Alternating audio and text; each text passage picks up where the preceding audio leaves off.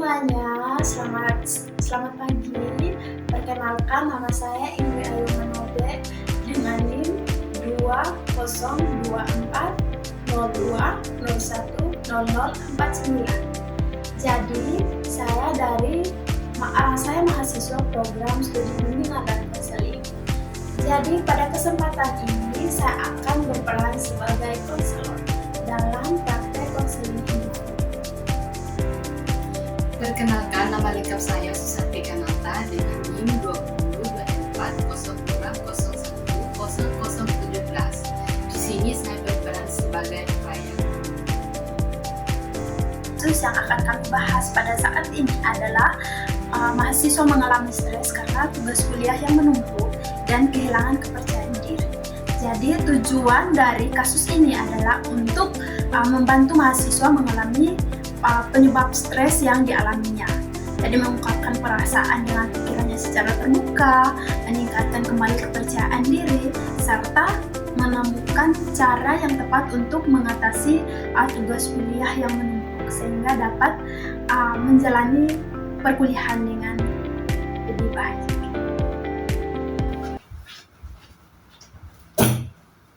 Halo, Selamat pagi, Bu. Selamat pagi, silakan duduk.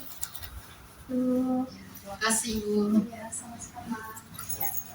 Ya, duduk santai aja ya. Ya, Ya, apa kabar kamu hari ini? kabar saya baik, Bu. Oke, baik. Kamu prodi apa? Dari mana? Maksudnya mahasiswa dari prodi mana? Dari Prodi Bimbingan dan Konseling, Bu. Oh ya, apakah kamu ada masalah?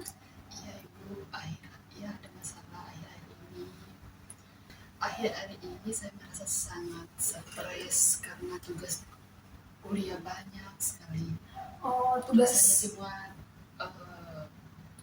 menumpuk. ya. Oh, berarti kamu stres karena tugas kamu menumpuk ya. Saya cukup merasakan ya.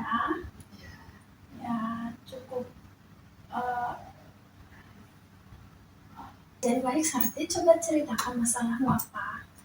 Jadi baik, Bu, akhir-akhir ini saya merasa sangat stres karena tugas kuliah banyak sekali, rasanya semua datang bersamaan gitu. Oh ya. Saya mengerti. Bisa diceritakan lebih lanjut apa yang membuat situasi kamu ini terasa sangat berat bagi kamu? Jadi baik, Bu, karena tugas dari beberapa mata kuliah menumpuk, saya juga harus mengikuti kegiatan kampus. Saya merasa kewalahan gitu, Bu. Kapan kamu merasa atau merasakan tekanan seperti ini? Mungkin sekitar 1 bulan, Bu, terakhir. Oh ya. Apa yang biasanya kamu rasakan ketika melihat banyak tugas yang banyak itu tidak diselesaikan? Saya rasa cemas, takut tidak bisa menyelesaikan dan akhirnya malah tidak mengerjakan apa-apa. Oh, jadi ketika melihat banyak tugas, kamu merasa cemas dan takut tidak menyelesaikan, Ya, sampai akhirnya memilih untuk menunda mengerjakannya ya.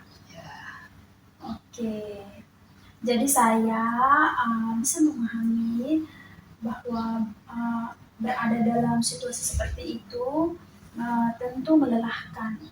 Jadi di situ sisi kamu ingin menyelesaikan tugas, tetapi di sisi lain kamu merasa terlalu terbeban.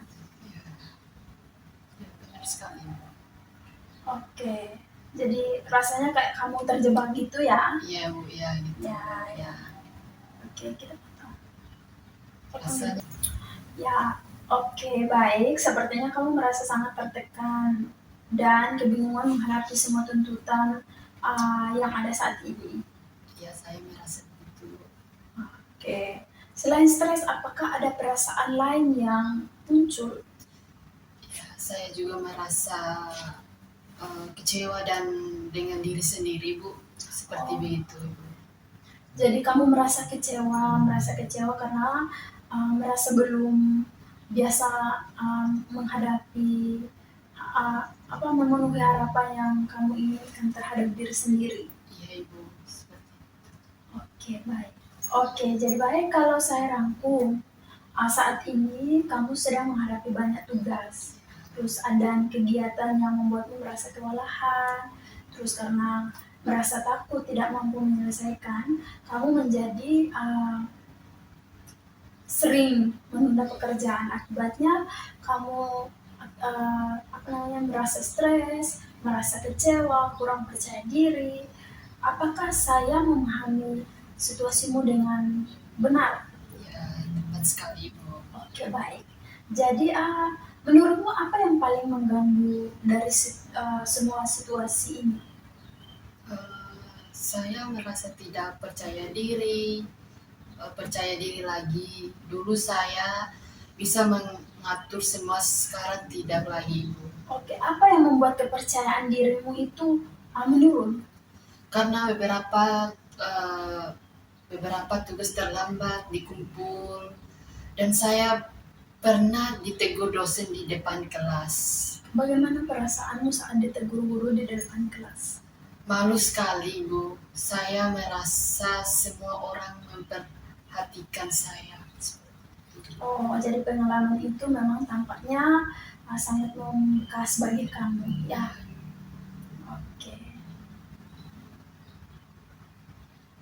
Oke, saya mendengarkan bahwa kamu ingin memperbaiki keadaan kembali percaya diri, namun di sisi lain kamu masih sering menghindari tugas karena takut gagal ya. Menurutmu, apakah menghindari tugas membantu penyelesaian masalahmu?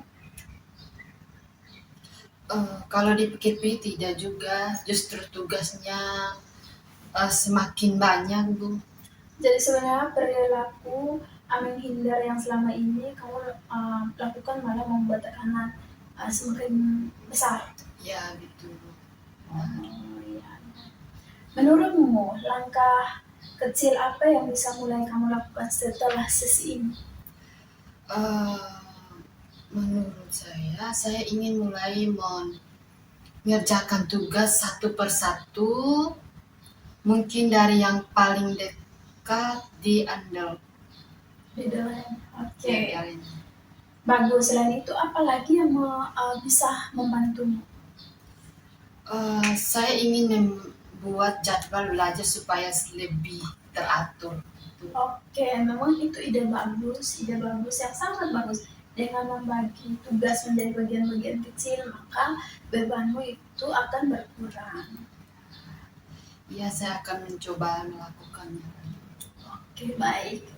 Saya melihat bahwa kamu sebenarnya memang memiliki kemampuan untuk menyelesaikan masalah ini. Buktinya, kamu sudah mampu mengidentifikasi penyebab masalahnya dan menemukan langkah awal yang mengatasinya. Terima kasih Ibu, saya jadi merasa lebih tenang dan semangat Ibu. Ya, baik. Perubahan besar biasanya dimulai dengan langkah kecil yang dilakukan secara konsisten, ya.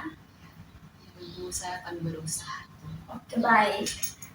Dari pembicaraan kita hari ini dapat Ibu simpulkan bahwa kamu sedang mengalami stres karena tugas yang menumpuk dan pengalaman ditegur dosen yang memulai kepercayaan dirimu. Namun kamu sudah menyadari bahwa menghindari tugas bukan solusi dan kamu telah merencanakan langkah yang lebih positif. Jadi yaitu membuat jadwal belajar dan menyelesaikan tugas secara bertahap. Iya Ibu, saya merasa lebih tenang dan semangat sekarang Ibu. Oke, baik. Terima kasih ya, saya senang mendengarkannya. Terima kasih karena sudah bersedia terbuka dan berbagi cerita hari ini. Semoga rencana yang sudah kamu buat dapat berjalan dengan baik.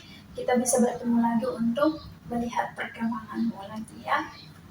Terima kasih banyak Ibu, Ya. saya lebih semangat lagi dan senang Ibu. Terima kasih banyak Ibu. Sama-sama tetap semangat dan jaga kesehatan ya. Ibu, terima kasih Bu. Iya, Selamat pagi Ibu. Iya, Terima selamat kasih. pagi. Iya, selamat